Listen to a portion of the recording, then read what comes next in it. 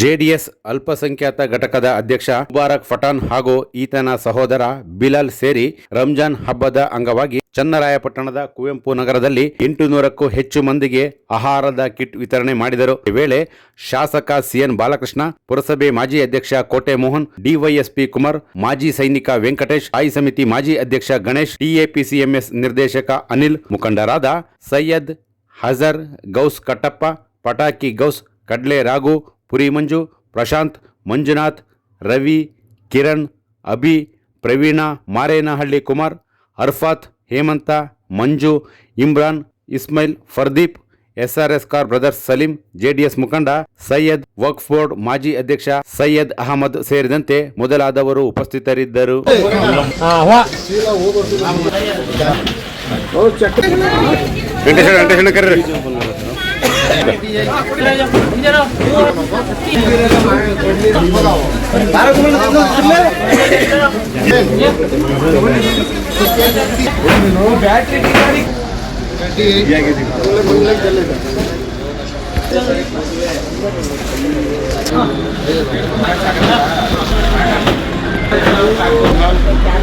ಮುಬಾರಕ್ ಪಠಾಣ್ ಅವರು ಅವರ ಮಾತೃಶ್ರೀ ತಾಯಿಯವರ ಒಂದು ಆಶೀರ್ವಾದದಿಂದ 800ರಿಂದ 1000 ಜನ ಕುಟುಂಬಗಳಿಗೆ ಕಿಟ್ಗಳನ್ನು ವಿತರಣೆ ಮಾಡುವಂಥ ಸಮಾರಂಭದಲ್ಲಿ ಕಾಲ ಪಕ್ಕದಲ್ಲಿ ಅವರ ಮನೆ ಹತ್ರ ವಿತರಣೆ ಮಾಡುವಂಥ ಒಂದು ಕಾರ್ಯಕ್ರಮವನ್ನು ಯಶಸ್ವಿಯಾಗಿ ಮಾಡ್ಕೊಂಡು ಬಂದಿದ್ದಾರೆ.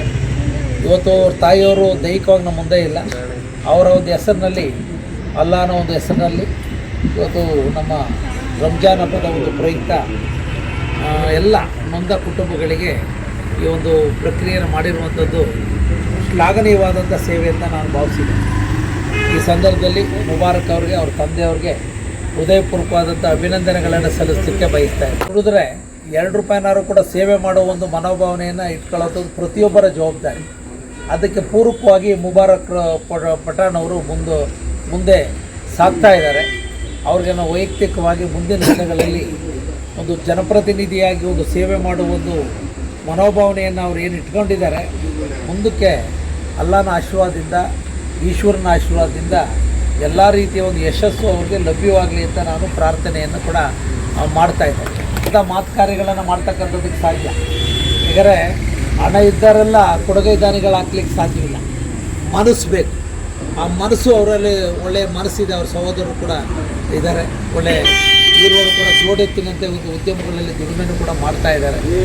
ಅವ್ರಿಗೆ ಭಗವಂತ ಯಶಸ್ಸನ್ನು ಕೊಡಲಿ ಅಂತ ನಾನು ಪ್ರಾರ್ಥನೆ ಮಾಡಿ ಬಾಂಧವರಿಗೆ ರಂಜಾನ್ ಮತ್ತು ಯುಗಾದಿ ಹಬ್ಬದ ಶುಭಾಶಯಗಳು. ಪ್ರತಿ ವರ್ಷದಂಗೆ ಒಂದು 10 ವರ್ಷದಿಂದ ನಾವು ಈದ್ ಕಿಟ್, ರಂಜಾನ್ ಈದ್ ಕಿಟ್ ಅಂತ ಕೊಡ್ತೀವಿ. ಮುಸಲ್ಮಾನರು ಮತ್ತು ಹಿಂದೂ ಬಾಂಧವರಿಗೆ ಎಲ್ಲರೂ ಸೇರಿಸಿ ಈದ್ ಕಿಟ್ ವಿತರಣೆ ಮಾಡ್ತೀವಿ. ಒಂದು 500 ಜನರಿಗೆ ವರ್ಷ ಈದ್ ಕಿಟ್ ಹಂಚ್ಕೊಂಡು ಬಂದಿದ್ದೀವಿ. ನಮಗೆ ನಮ್ಮ ಸ್ನೇಹಿತರುಗಳಾದ ಎಲ್ಲರೂ ಸೇರಿ ಎಲ್ಲ ಸಹಾಯ ಮಾಡಿ ಈದ್ ಕಿಟ್ ಕೊಡ್ತಾಯಿದ್ದೀವಿ. 600 ಜನಕ್ಕೆ ಕೊಡ್ತಾಯಿದ್ದೀವಿ. 100 ಜನ ಆಗ್ತಾರೆ. ಮತ್ತು ಮನೆಗೆ ಉಪಯೋಗ ಆಗುವ ಎಲ್ಲ ಪದಾರ್ಥಗಳು ಅದರಲ್ಲಿರುತ್ತೆ. ಒಂದು 16ರಿಂದ 17 ಐಟಮ್ ಇರುತ್ತೆ.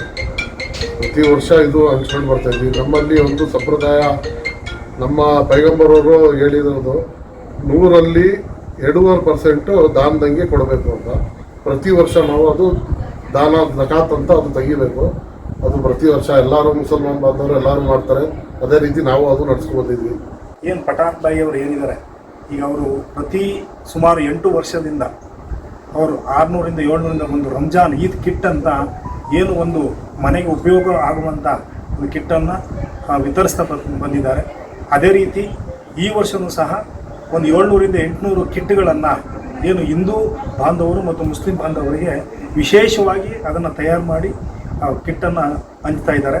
ಆ ಭಗವಂತ, ಆ ಅಲ್ಲ ಅವರಿಗೆ ಇನ್ನು ಮುಂದಿನ ದಿನಗಳಲ್ಲಿ 700 ಕಿಟ್ಟನ ಬದಲಿಗೆ 2000 ಕಿಟ್ಟನ್ನು ಕೊಡುವಂಥ ಶಕ್ತಿ ಸಾಮರ್ಥ್ಯ ಅಲ್ಲ ಭಗವಂತ ಕೊಡಲಿ ಅಂತ ಕೇಳ್ತಾ, ಭಗವಂತ ಅವರಿಗೆ ಇನ್ನೂ ಹೆಚ್ಚಿನ ಆ ಪರಿವಾರಕ್ಕೆ ಮತ್ತು ಅವರಿಗೆ ಇನ್ನೂ ಹೆಚ್ಚಿನ ಶಕ್ತಿಯನ್ನು ಕೊಡಲಿ ಅಂತ ಅಂತ ಕೇಳ್ಕೊಳ್ತಾ ನನ್ನ ಮಾತನ್ನು ಮುಗಿಸ್ತೀನಿ. ಪ್ರತಿ ಸತಿ ಬಾಗರೋಡಲ್ಲಿ ಮಾಡ್ತಿದ್ರು. ಈ ಸತಿ ಅವ್ರ ತಾಯಿಯ ಹೆಸರಲ್ಲಿ ಅವ್ರ ತಾಯಿ ತೀರ್ಕೊಂಡ್ರು. ಅದು ಅವ್ರದ್ದೊಂದು ಆಸೆ ಇತ್ತು ಮನೇಲಿ ಮಾಡಬೇಕು ಅಂತ. ಆ ಆಸೆಯನ್ನು ತೀರಿಸ್ಕೊಳ್ಕೊಳ್ಳೋ ಇವತ್ತು ಇಲ್ಲಿ ಈ ಕಾರ್ಯಕ್ರಮವನ್ನು ಹಮ್ಮಿಕೊಂಡಿದ್ದಾರೆ. ತುಂಬ ಒಳ್ಳೆಯ ಕಾರ್ಯಕ್ರಮ. ಆಮೇಲೆ ಈ ಸತಿ ವಿಶೇಷವಾಗಿ ಎಲ್ಲ ಮುಸಲ್ಮಾನ್ ಬಾಂಧವರು ಹಾಗೂ ನಮ್ಮ ಹಿಂದೂ ಬಾಂಧವರು ಎಲ್ಲರಿಗೂ ಸೇರಿ ಈ ಒಂದು ಕಿಟ್ಗ ವಿತರಣೆ ಮಾಡ್ತಾ ಇದ್ದಾರೆ. ಎಲ್ಲರೂ ಸ್ವೀಕರಿಸಕ್ಕೆ ಸುಮಾರು ಜನ ರಾತ್ರಿ 3 ದಿವಸದಿಂದ ಸತತವಾಗಿ ಅವ್ರ ಮನೆಗಳ ಹತ್ರ ಹೋಗಿ ಅವರಿಗೆಲ್ಲ ಟೋಕನ್ ಕೊಟ್ಟು ಎಲ್ಲ ಒಂದು 4 ದಿವಸದ ಹಿಂದೆ ಕೆಲಸ ಮಾಡ್ತಾ ಇದ್ದಾರೆ. ತುಂಬ ಅದ್ಭುತವಾದ ಕಾರ್ಯ ಇದು.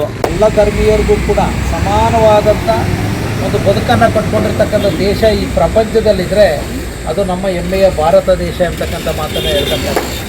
ಇದರಲ್ಲಿ ನಾನಾ ಕಡೆ ಆತಂಕಕರವಾದಂಥ ವಾತಾವರಣಗಳು ಸೃಷ್ಟಿಯಾಗಿದ್ದರೂ ಕೂಡ ನಮ್ಮ ದೇಶ ಒಂದು ಮಾನವೀಯತೆಗೆ ಹತ್ತಿರವಾಗಿ ಸರ್ವರನ್ನೂ ಕೂಡ ಒಂದೇ ದೋಣಿನಲ್ಲಿ ಕೊಂಡೊಯ್ತಕ್ಕಂಥ ಒಂದು ಭಾವನೆಯನ್ನು ಹೊಂದಿರತಕ್ಕಂಥ ರಾಷ್ಟ್ರವಾಗಿ ಒಂದು ಪ್ರಪಂಚದಲ್ಲಿ ಹೊರಹೊಮ್ಮಿದೆ.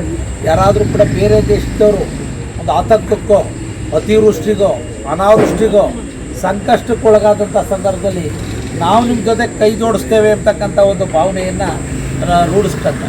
ಇವತ್ತು ನೋಡಿ ಅಕ್ಕಪಕ್ಕದ ದೇಶಗಳಲ್ಲಿ ಕಷ್ಟಕ್ಕೆ ಸಿಲುಕಿದಂಥ ಸಂದರ್ಭದಲ್ಲಿ ಎಲ್ಲರನ್ನೂ ಕೂಡ ಸೇಫ್ಟಿಯಾಗಿ ನಮ್ಮ ದೇಶಕ್ಕೆ ಕರೆತರುವಂಥ ಕೆಲಸವನ್ನು ಇವತ್ತು ಕೇಂದ್ರ ಸರ್ಕಾರ ಆಗಿರ್ಬೋದು, ರಾಜ್ಯ ಸರ್ಕಾರಗಳು ಒಂದು ಸಹಕಾರ ಇರ್ಬೋದು, ಎಲ್ಲರೂ ಕೂಡ ಒಳ್ಳೆಯ ಕೆಲಸನ ಮಾಡ್ತಾಯಿದ್ದಾರೆ. ಅದು ನಿಜವಾಗ್ಲೂ ಕೂಡ ಒಂದು ದೇಶದ ಭವಿಷ್ಯದ ದೃಷ್ಟಿಯಲ್ಲಿ ಸ್ವಾಗತಾರ್ಹವಾದಂಥ ಬೆಳವಣಿಗೆ.